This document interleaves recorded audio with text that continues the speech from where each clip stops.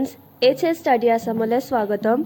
Aji ami discuss korim a letter to Godor kitapor questions plus kitaman extra questions. Aru jodi eto lesson or PDF lage then screenot dia numberot contact koriba. Then let's start. A letter to Godor writer or naam asile GL Fuentes. Etia ami start koru yar question answer kita. Etia ami start korim extra questions kita. First question to hoise, who is the writer of the prose speech A Letter to God? A Letter to God a prose speech to kune likhisile? Answer to hobo, the prose speech A Letter to God was written by G.L. Fuentes. Next question to hoise, although the night Lenso thought only of his one hope. What was Lenso's only one hope? So, your answer to hobo, Lenso's only one hope was that God would help him in his difficult time. Third question to hoise, who was Lenso? Lenso kun asile? Answer to hobo, Lenso was a simple and hard-working farmer who depended on his crops for his livelihood. To Lenso ejon horol aru porishromi krihok asile, jiye nijor jibika cholabole nijor khetir uporot nirbhor korisile. Fourth question to hoise, where was Lenso's house situated? To your answer to hobo, Lenso's house was situated on the crest of a low hill. Lensor ঘৰটো এটা সৰু tiller শিখৰত অৱস্থিত আছিল। 5 number কোৱেশ্চনটো হৈছে from where can one see the river? মানে কোত থিয় হৈ এজনে ভালকে এই নদীখন স্পষ্টকে দেখা পাব। তো আনসাৰটো হ'ব one could see the river clearly from the top of the hill where Lenso's house stood. লেন্সৰ ঘৰখন যিখন টিলাৰ ওপৰত আছিল তাৰ শিখৰৰ পৰা নদীখন স্পষ্টকে দেখা গৈছিল। Next question to hoise, what did Lenso ask from God? Lensoe ভগৱানৰ পৰা কি বিচাৰিছিলে? তো আনসাৰটো হ'ব Lenso asked God to send him 100 pesos so that he could sow his field again and feed his family. তো লেন্সয়ে ভগৱানৰ ওচৰৰ পৰা 100 পেছো টকা বিচাৰিছিলে যাতে তেওঁ পুনৰ নিজৰ খেতি কৰিব পাৰে আৰু নিজৰ পৰিয়ালক খুৱাব পাৰে। Next question to আছে, what crop was Lenso sowing?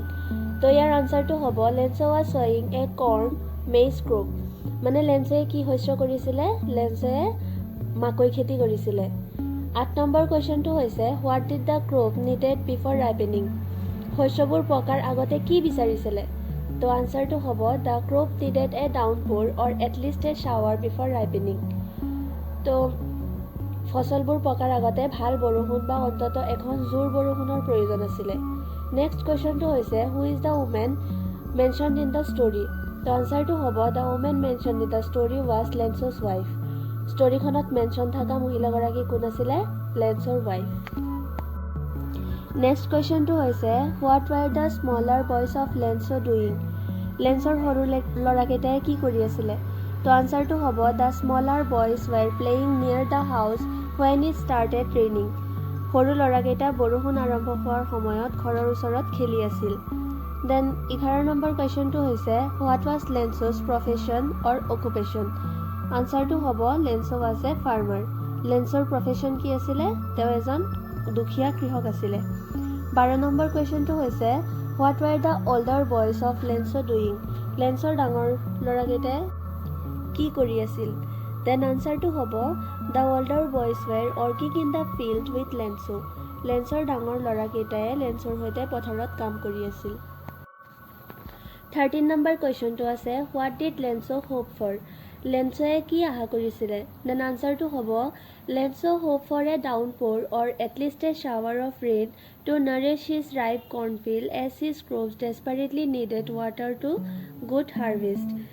লেন্সয়ে তেওঁৰ খেতিৰ কাৰণে ভাল বৰষুণ বা অন্তত এখন জোৰ বৰষুণৰ আশা কৰিছিলে কিয়নো ভাল ফসলৰ বাবে পানীৰ বহুত প্ৰয়োজন আছিল। Then 14 নম্বৰ কোৱেশ্চনটো হৈছে why did Lenso say the raindrops were like new coins? লেন্সয়ে বৰষুণৰ টোপালবোৰক কিয় নতুন মুদ্ৰাৰ লগত তুলনা কৰিছিলে? Then answer to হ'ব Lenso compared the raindrops to new coins because the rain meant a good harvest and more money. He called the big drops 10 cent coins and small drops 5 cent coins. লেন্সয়ে বৰষুণৰ টোপালবোৰক নতুন মুদ্ৰাৰ সৈতে তুলনা কৰিছিল কিয়নো বৰষুণ মানে আছিল ডাঙৰ ভাল ফসল আৰু অধিক টকা।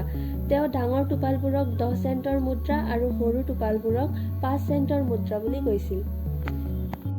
এতিয়া আমি টেক্সট বুকৰ কুৱেশ্যন কেইটা আলোচনা কৰিম তো ফাৰ্ষ্টৰ কুৱেশ্যনটো হৈছে how did the rain change what happen to Len's field বৰষুণ কিহত পৰিণত হৈছিলে আৰু লেন্সৰ পথাৰৰ কি অৱস্থা হৈছিলে দেন আনচাৰটো হ'ব the rain soon change into a hail storm the hail storms totally destroyed Lencho's crops বৰষুণ শীঘ্ৰেই শিলাবৃষ্টিত পৰিণত হৈছিলে আৰু শিলাবৃষ্টিয়ে লেন্সৰ সকলো ফচল সম্পূৰ্ণভাৱে নষ্ট কৰি দিছিলে দেন 16 নম্বৰ কুৱেশ্যনটো হৈছে what were Lencho's feeling when the hail stop লেন্সৰ কেনেকুৱা অৱস্থা হৈছিলে মানে লেন্সক কেনেকুৱা অনুভৱ কৰিছিলে যেতিয়া শিলাবৃষ্টিটো কমি গৈছিলে আনচাৰটো হ'ব when the hail stop Lencho feel sad and hopeless he believe that there would be no' corn that year and his family would have nothing to eat.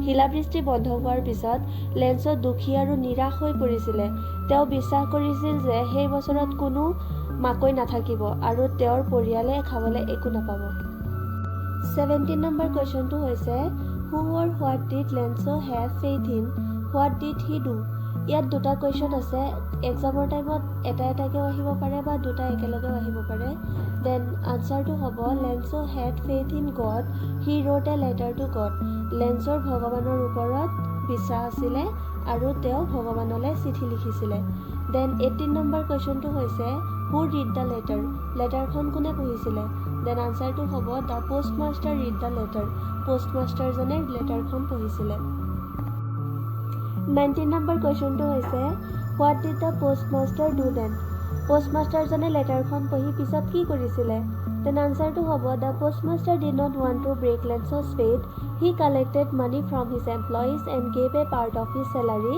And sent it to Lencho with a signature God লেন্সে মানে post মাষ্টাৰজনে লেন্সৰ যিটো faith আছিলে ভগৱানৰ ওপৰত সেই বিশ্বাসটো ভাঙিব খোজা নাছিলে দেন তেওঁ নিজৰ এমপ্লয়িজৰ পৰা কেইটামান পইচা কালেক্ট কৰিলে আৰু তেওঁৰ নিজৰ চেলাৰীৰ পৰাও কিছুমান পইচা দি লেন্সক এনভেলপ এটাত ভৰাই ছিগনেচাৰ গড বুলি লিখি লেন্সলৈ পঠাই দিলে দেন 20 নম্বৰ কুৱেশ্যনটো হৈছে was Lencho surprise to find a letter for him with money in it Lencho surprise হৈছিলে নে লেটাৰটো পাই লেটাৰটোৰ ভিতৰত যে পইচা আছিলে দেন আনচাৰটো হ'ব no' Lencho was not surprise to find a letter for him with money in it then 21 number কুৱেশ্যনটো হৈছে হোৱাট মেড হিম এংৰি লেন্সে কিয় খঙাই গৈছিলে দেন আনচাৰটো হ'ব when Lencho counted the money he became angry because the amount was less than what he had asked for he believe that the post office employees had taken the remaining মানি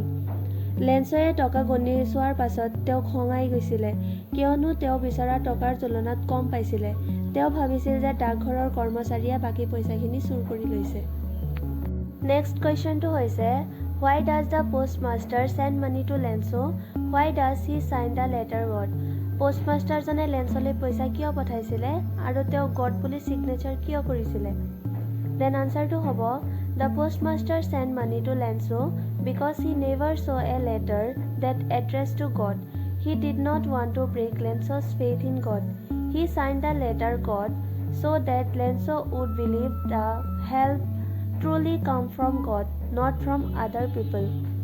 পোষ্টমাষ্টাৰে লেন্সলৈ টকা পঠাইছিল কিয়নো তেওঁ ভগৱানলৈ ঠিকনা কৰা এনেকুৱা চিঠি আগতে দেখা নাছিল আৰু লেন্সৰ বিশ্বাস ভাঙিব নোখোজিলে তেওঁ চিঠিখনত গড বুলি স্বাক্ষৰ কৰি দিলে যাতে লেন্সে ভাবিব পাৰে যে সহায়টো সঁচাকৈ ভগৱানেহে কৰিছে বেলেগ মানুহে কৰা নাই নেক্সট কুৱেশ্যনটো হৈছে did Lencho try to find out who had send the money to him লেন্সে সেই মানুহজন বিচাৰিব খুজিছিল নে কোনে তেওঁলৈ পইচা পঠাইছিলে দেন আনচাৰটো হ'ব no' Lencho did not try to know' who had send him the money he had deep faith in God he was certain that it was God who send him the money নাই লেন্সোৱে কোনে টকা পঠাইছিলে সেয়া জানিবলৈ চেষ্টা কৰা নাছিল তেওঁ ভগৱানৰ ওপৰত গভীৰ বিশ্বাস আছিল আৰু তেওঁ নিশ্চিত আছিল যে এই টকাখিনি ভগৱানেই পঠাইছে 23 নম্বৰ কুৱেশ্যনটো হৈছে who does Lencho think has taken the rest of the money what was his irony in this situation লেন্সোৱে বাকী টকাখিনি কোনে লৈছে বুলি ভাবিছিলে পৰিস্থিতিটোৰ ব্যংগ কি আছিলে দেন আনচাৰটো হ'ব When Lenso counted the money, he became angry. There were only 70 pesos and he asked for 100 pesos. He thinks that the remaining 30 pesos were stolen by the employees of the post office. He called them a bunch of crooks. The irony is that the employees of the office did a noble task. They deserve appreciation, but they are called crooks. লেন্সে টকা গণি চাই খঙাল হৈ পৰিছিলে। তেওঁ 100 পেছো বিচাৰিছিলে কিন্তু 70 পেছো পাইছিলে। তেওঁ ভাবিছিল যে বাকী 30 পেছো ডাকঘৰৰ কৰ্মচাৰীয়ে চুৰি কৰিছে আৰু তেওঁলোকক চোৰ বুলি কৈছে। পৰিস্থিতিটোত ব্যংগ এইটোৱেই যে ডাকঘৰৰ কৰ্মচাৰীয়ে এটা উত্তম কাম কৰিছিলে আৰু সহায় কৰিছিলে, কিন্তু তেওঁলোকক চোৰ বুলি কোৱা হৈছিল। নেক্সট কুৱেশ্যনটো হৈছে Why did Lenzo tell his son that they would go hungry that year? বা এইটো কুৱেশ্যনো আহিব পাৰে Lenzo's soul was filled with sadness. Why? দুটা কুৱেশ্যনৰ পৰা যিকোনো এটা কুৱেশ্যন আহিব পাৰে। তোমালোকে আনসাৰটো এটা লিখিলে হ'ব। দেন আনসাৰটো হ'ব because the hailstorm totally destroyed Lenzo's field. Not a leaf remains on the trees. The flowers are gone. When the storm had passed, he stood in the middle of the field and said to his sons that they would go hungry that year. শিলাবৃষ্টিয়ে লেন্সৰ খেতি সম্পূৰ্ণভাৱে নষ্ট কৰিছিলে। গছত এটা পাতো নাছিল, ফুলবোৰ নোহোৱা হৈছিল। ধুমুহা পাৰ হৈ যোৱাৰ পিছত তেওঁ পথাৰৰ মাজত থিয় হৈ নিজৰ ল'ৰাকেইটাক কৈছিল যে সেই বছৰত তেওঁলোক ভোকত থাকিবই লাগিব। 25 নম্বৰ কুৱেশ্যনটো হৈছে Why did Lenzo write a second letter to God? লেন্সে ভগৱানলৈ দ্বিতীয় লেটাৰটো কিয় লিখিছিলে? দেন আনসাৰটো হ'ব Lenzo wrote a second letter to God because in the first letter he asked for 100 pesos but he received only 70 pesos. Then he wrote a second letter to God. Lenzo wrote that he had asked for 100 pesos but he received only 70 pesos. So he requested God to send the rest of the amount immediately. But he requested God not to send the money this time draw mail because the post office employees were a bunch of crooks. প্ৰথমখন চিঠিত লেন্সে 100 পইচা বিচাৰিছিলে কিন্তু 70 পেছোহে পাইছিলে। সেয়ে তেওঁ ভাবিছিলে যে বাকী টকাখিনি ডাকঘৰৰ কৰ্মচাৰীয়ে লৈছে। সেইবাবে তেওঁ ভগৱানলৈ পুনৰ চিঠি লিখি বাকী টকা পঠিয়াবলৈ কৈছিল, কিন্তু এইবাৰ তেওঁ ডাকযোগে টকা নপঠিয়াবলৈ কৈছিল কিয়নো তেওঁ ভাবিছিল যে ডাকঘৰৰ কৰ্মচাৰীয়ে পইচাকেইটা চুৰ কৰিছে। 26 নম্বৰ কুৱেশ্যনটো হৈছে What did Lenzo do throughout the morning? What did he see in the northeast? লেন্সে গোটেইটো ৰাতিপুৱা কি কৰি আছিলে আৰু তেওঁ উত্তৰ পূব দিশত কি দেখি আছিল? দেন আনসাৰটো হ'ব Lenzo went out again and again to look at the sky and his field. He was waiting for rain. He saw a dark clouds in the northeast. He felt very happy because he thought it would rain. লেন্সে আকাশত আৰু নিজৰ খেতিৰ বাৰম্বাৰ চাই আছিলে কিয়নো তেওঁ বৰষুণৰ ৱেটিঙত আছিলে আৰু উত্তৰ পূব দিশত তেওঁ ডাঙৰ কলা মেঘ দেখা পাইছিলে আৰু তেওঁ ভাবিছিল যে বৰষুণ আহিব। দেন 27 নম্বৰ কুৱেশ্যনটো হৈছে Did Lenzo try to find out who had sent the money to him? লেন্সে কোনে পইচা পঠাইছে সেইটো জানিবলৈ চেষ্টা কৰিছিল নে? দেন আনসাৰ হ'ব No. Lenzo did not try to find out who sent the money. He believed that God had sent the money. He had so much faith that never doubted it was from God. লেন্সে কোনে টকা পঠাইছিল সেয়া জানিবলৈ চেষ্টা কৰা নাছিল। এতিয়া last কুৱেশ্যনটো হৈছে Why did Lenzo go out when the big drops of rain were falling? ডাঙৰ বৰষুণৰ টোপাল পৰাৰ সময়ত লেন্সো কিয় বাহিৰলৈ ওলাই গৈছিলে? দেন আনসাৰটো হ'ব Lenzo went out when the big drops of rain were falling to fill the rain. He was very happy and thought the rain would help his crops grow well. So he went outside to enjoy the rain and check his field. লেন্সো বৰষুণৰ টোপালৰ পৰা সময়ত বৰষুণ অনুভৱ কৰিবলৈ বাহিৰলৈ ওলাই গৈছিল। তেওঁ বহুত সুখী হৈছিল আৰু ভাবিছিল যে বৰষুণে তেওঁৰ খেতি ভালকৈ বৃদ্ধি কৰিব। সেয়ে তেওঁ বৰষুণৰ উপভোগ কৰিবলৈ আৰু নিজৰ পথাৰখন চাবলৈ বাহিৰলৈ ওলাই গৈছিল। তো এইকেইটাই আছিলে চেপ্টাৰ 1 A Letter to Godৰ কুৱেশ্যন আনসাৰ। তোমালোকে এইখিনি ভালদৰে চাবা আৰু যদি কিবা অসুবিধা থাকে তেতিয়া এইটো নাম্বাৰত তোমালোকে মেছেজ কৰি দিবা, মই ভালদৰে বুজাই দিম। আৰু যদি PDF টো লাগে তেতিয়া মোক